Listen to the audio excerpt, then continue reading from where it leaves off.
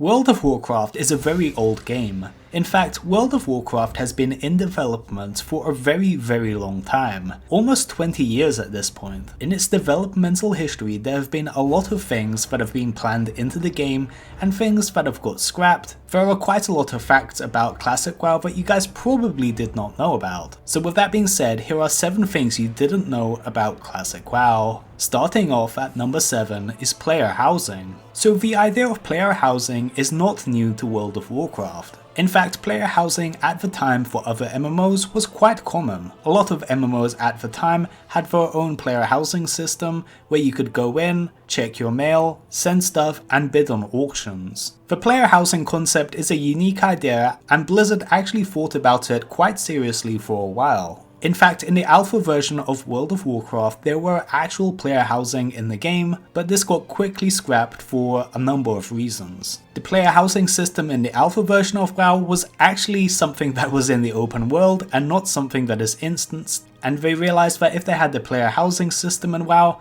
there wouldn't be enough space.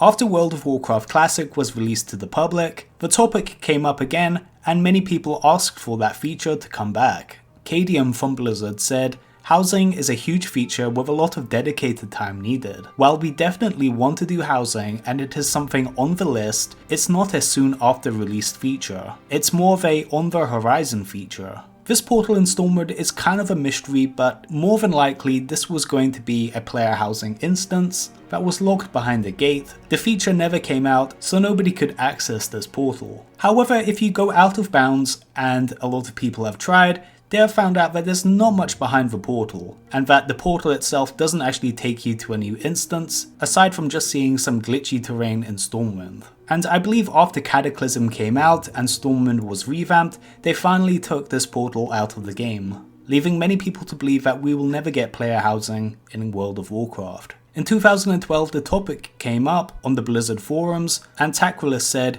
"We know it's a feature that some players would be interested in, but consider the fact that players are sad to see the world outside the city is quieter since the introduction of things like the LFD tool and flying mounts, etc. I'm speculating here, but player housing may take yet more people out of the world and even cities." So it's clear that one of the big reasons why Blizzard never puts player housing into World of Warcraft is because they were too afraid that the open world would become less populated and busy. In a sense, player housing did come to World of Warcraft in the form of garrisons, however garrisons were widely disliked. Inside garrisons, it was pretty much a single player instance where you could build and customize your own little town, with various NPCs that will do stuff for you. That is pretty close to what player housing was envisioned to be, but because people disliked it so much, I'm pretty sure Blizzard will never be tempted to put in player housing in World of Warcraft. Number 6 on this list is MC was rushed. So for those of you guys that have been to Molten Core in Classic WoW,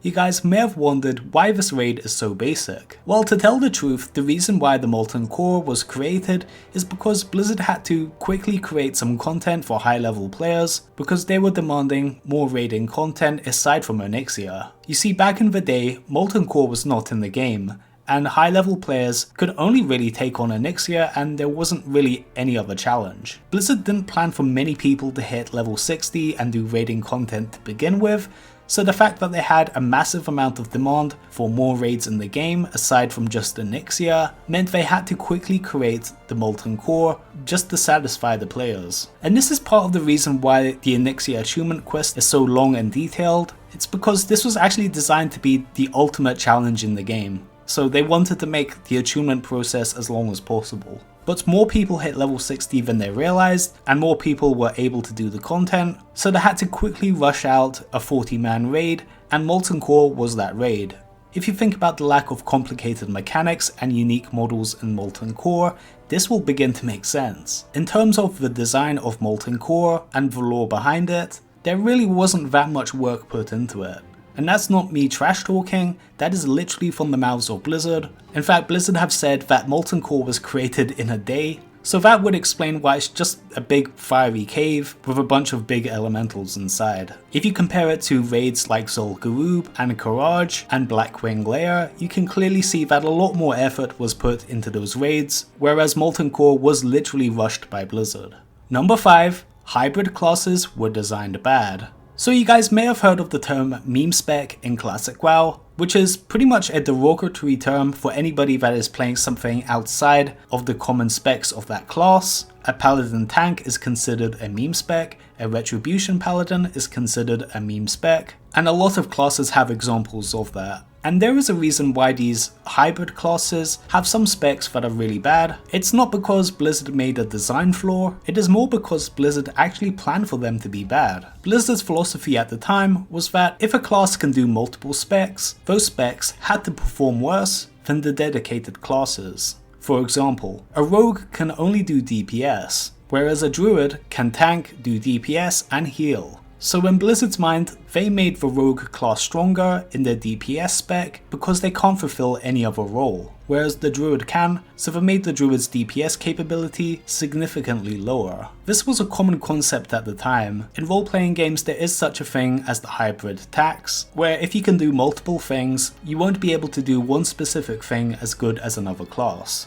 And in the developmental stage of World of Warcraft, the Retribution Paladin actually had quite a lot of class abilities for doing DPS. In fact, they had 2 DPS abilities that were used in a regular rotation that were later taken out of the game, because they felt that the Retribution Paladin had to be weaker than the main DPS classes, such as mages, rogues, and warlocks. This concept doesn't exist today in the retail version of the game. In BFA there really isn't any penalty to playing a hybrid class, as on the DPS meters pretty much any class that can do DPS in a certain spec will do about the same in terms of damage. However, this was not the case in Classic WoW, and a lot of specs in the game were actually designed to be bad. Number 4 on this list is the 4th Battleground. So if any of you guys have been to Azshara, you guys may have realized how empty this place is. There is such a lack of quests and stuff to do here, and one of the reasons why there is so little to do in Azshara is because there was actually planned to be a whole new battleground called Azshara Crater that never came out. Azshara Crater was planned to be the 4th battleground. Aside from Warsong Gulch, Arathi Basin, and Alterac Valley, this was another battleground that was planned to be in Classic WoW, but got scrapped for an unknown reason. In fact, in the game files of Classic WoW, you could actually find the map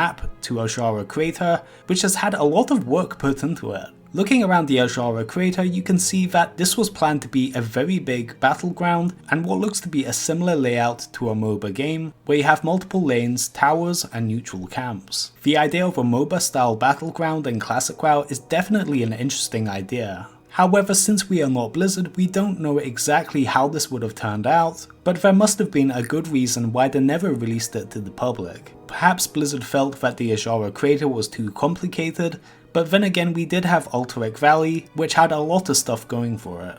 And to this day we have never seen the Azshara Crater actually come out in the game, which is kind of a shame to be honest. Number 3 on this list is OG Tier 2. So any of you guys that played World of Warcraft Classic back in the day, in the early days and the early patches, you guys may have remembered how bad the Tier 2 sets actually looked. If any of you guys can remember the Tier 2 sets, you would have remembered how bad they really looked. Now the Tier 1 sets did look cool, however the early versions of Tier 2 looked very different from the versions of Tier 2 that we have today. Just look at these original Tier 2 sets and tell me if you think they look right, because this is what you would actually look like if you had Blackwing layer gear on. So these armor models were basically designed to be placeholder models while they design the actual Tier 2 sets. It's just unfortunate that it looks like you're some noob that is wearing level 30 greens and not a hardcore raider doing the hardest content at the time. That being said, the Dragonstalker set does actually look pretty cool, but all the rest of them look absolutely terrible. Number 2 on this list is Gnomergan was a city. So if any of you guys have actually been playing Gnomergan in Classic WoW, you guys would have realized how annoying and how massive this dungeon is. Now this is a level 30-ish dungeon, however this place is absolutely giant. In fact, the map of this place is so absurdly complicated